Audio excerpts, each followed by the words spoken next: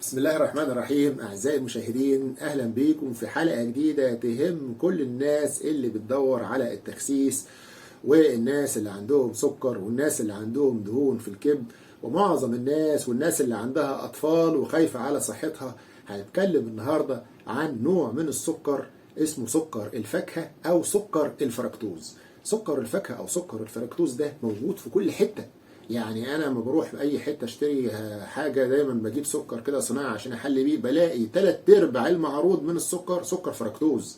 علب كبيره جدا من سكر الفركتوز ده موجوده علشان الناس اللي عاوزه تخس، والناس اللي عندها السكر بدل ما تستخدم السكر العادي ده سكر المائده او يسموه السكروز عشان يعني بيرفع الجلوكوز في الدم، والناس اللي عندها السكر ده يبقى فيه مشكله ويزود مناعه مقاومه الانسولين ويزود ويعمل مشاكل كبيره جدا. سكر المائده ده بيقولوا لهم روحوا خدوا سكر محلي بداله، فيروح يجيب ارخص حاجه اللي هو سكر الفركتوز ده موجود بالكيلوهات. تروح الصيدليه تلاقي معروض سكر الفركتوز، فده سكر فركتوز موجود كده باسم وشكله، والناس بتفضله وطعمه احلى من السكر العادي مرتين. طيب سكر الفركتوز بقى مش بس للناس اللي عاوزه يعني تحلي وتبعد عن السكر العادي علشان هيرفع لها السكر في الدم، لا بتروح تجيب سكر، لا في بقى كمان موجود في حاجات كتيره جدا. كل الشركات اللي بتنتج الاغذيه، البسكوتات والحلويات والحاجات اللي اطفالك دايما بياكلوها دي تلاقي طعمها حلو جدا، حاجات الجيلي والحاجات التوفي والكلام ده، دايما الشركات الاغذيه تحط فيها سكر فركتوز بدل السكر العادي لانه ارخص ولانه طعمه احلى مرتين من السكر بتاع العادي بتاع المائده ده.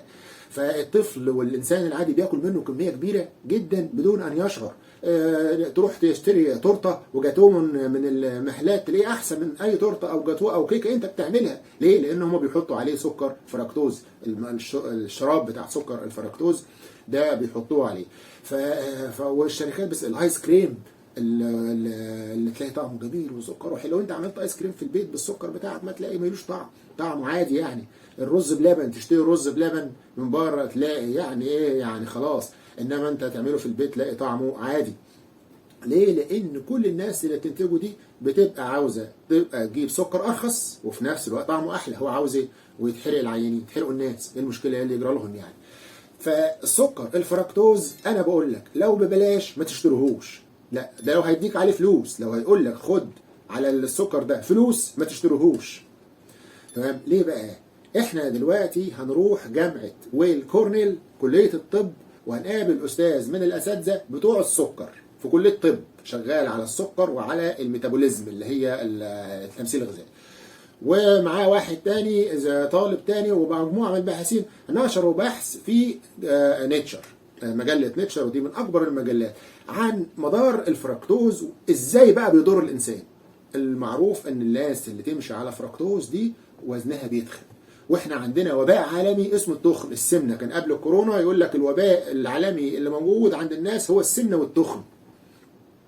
فالناس اللي بتعيش على الفركتوز دي بيجي لها سمنه وتخن بدرجه كبيره جدا، يعني بتبقى يعني مفشوله. فجاه هم عاوزين يعرفوا الناس اللي بتتخن من الفركتوز بتتخن ازاي، وكمان مش بتتخن بس، ده في نسبه زياده عاليه جدا في العالم حاليا في سرطان القولون. ولقوا ان الفركتوز ده هو السبب الاساسي في موضوع سرطان القولون. النسبة ارتفاع في سرطان القولون مرتبطة برضه بالسمنة، والموضوع ده مرتبط بزيادة الفركتوز اللي هو سكر الفاكهة في الاكل. عرفوا ايه بقى الموضوع ده الجماعة بتوع ويل كورنيل دول ازاي؟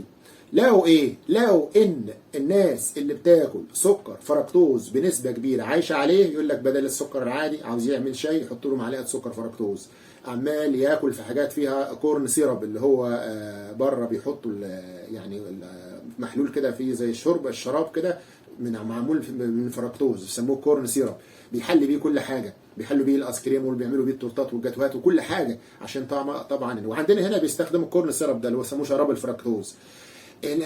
الناس دي بيحصل عندها ايه؟ الناس دي لما بتستعمل بتاع غير انها بتتخن بقى، هو ما بصش لموضوع التخن ده، بيتخن بدرجه فظيعه. هو التخن بقى بلاويه، اولا التخن يزود مقاومه الانسولين ويعمل دهون على الكبد ويعمل لك المصايب اللي بالعصر بتاعنا بنعاني منها دي كلها. هو عاوز يعرف بقى السبب ايه؟ ليه السكر سكر عادي ماشي موجود في فاكهه كتير بيعمل بيزود التخن وبيزود سرطان في القولون، عاوز يعرف الحكايه دي. فبصوا لقوا بعد بحث كبير جدا ان في الامعاء الرفيعه بتاعتنا، الامعاء الرفيعه اللي طولها 6 متر، اللي هي مسؤوله عن امتصاص الغذاء بتاعك، من غيرها ما تقدرش تعيش. الامعاء دي متبطنه بحاجه اسمها الفيلاي او الهدبات او الزغبات، طالع منها الامعاء دي صوابع صغننه قوي، انت تشوفها كده لما تكبر تحت الميكروسكوب، عشان تزود سطح الامعاء دي فتتلاقى مع الاكل وتمتص منك الاكل. لو ان الناس اللي بتستعمل سكر فركتوز وعايشه عليه عشان طعمه الحلو الجميل ده، الفيلاي دي الصوابع دي بتطول بنسبه 40% عن الانسان اللي ما بيستعملش السكر الفركتوز ده. يعني تبص تلاقي الصوابع طولت. طيب يعني ايه بقى لما الصوابع دي تطول والفيلاي دي تطول وهي بالالاف والملايين، يعني في السنتي المتر الواحد في منها الملايين، فتلاقي طولت اكتر. طب ما طولت اكتر يعني ايه؟ يعني مساحه سطحها بقت اعلى. طب يعني ايه؟ يعني الكونتاكت بينها وبين الاكل بقى اكتر، يعني تمتص اكل اكتر. اي حاجه في الاكل تاخدها تدخلها لك جوه جسمك، فتزود الاستفاده من الاكل. هتقول لي حلو، هقول لك لا مش حلو. كل الاكل ده هيخش عند حضرتك هيزود عندك السمنه والدهون والدنيا تبوظ عند الانسان. فلاقوا ان الفركتوز تاني بيزود الطول والسمك بتاع الفيلاي دي، وبالتالي بيزود السمنه وبيزود التخن وبيزود بعد كده الفيلاي بتطول دي بتبقى عرضه للاصابه بالسرطان، فيحصل سرطان في القولون. وده من اخطر الانواع السرطانات اللي لو اكتشف حتى بدري بينزلوا عمليه ويقطع الحتت اللي قبل السرطان وبعده، ويبقى يعني يدعو ربنا والحمد لله اكتشفناه بدري قبل ما يبوظ كل الحته اللي حواليه وينقل في كل حته في البطن. فعمليه خطره جدا. ارجو انك انت بعد المعلومه دي، بعد ما تعرف ان سكر فركتوز بيزود الهدبات بتاعه الامعاء ويزود وهو المسؤول عن التخن والسمنه ومقاومه الانسولين وكل البهدله اللي انت فيها دي، ومسؤول كمان عن سرطان القولون، انك تتجنب سكر الفركتوز. كمان تجنب الى حد ما الحاجات بقى اللي جايه من بره. بص تلاقي جاي من لك تورتات وجاتوهات من بره، يعني اعتدل في الكلام ده قوي. يعني مش هقول لك ما امنعه، اعتدل فيه قوي. البسكوتات والحاجات اللي طعمها جميل دي بره اعتدل فيها. الطوفي والحاجات اللي هي الحلويات اللي بيدوها للاطفال دي ملونه وشكلها جميل وبتاع والكلام ده للطفل، مليانه معموله اصلا من الفركتوز. خش على اي حاجه تشتريها واقرا المكونات، هيقول لك سكر فاكهه، او هيقول لك سكر فركتوز، او شراب الفركتوز. ده السكر اللي فيه ده تبعد عنه خالص او تقلل منه جدا.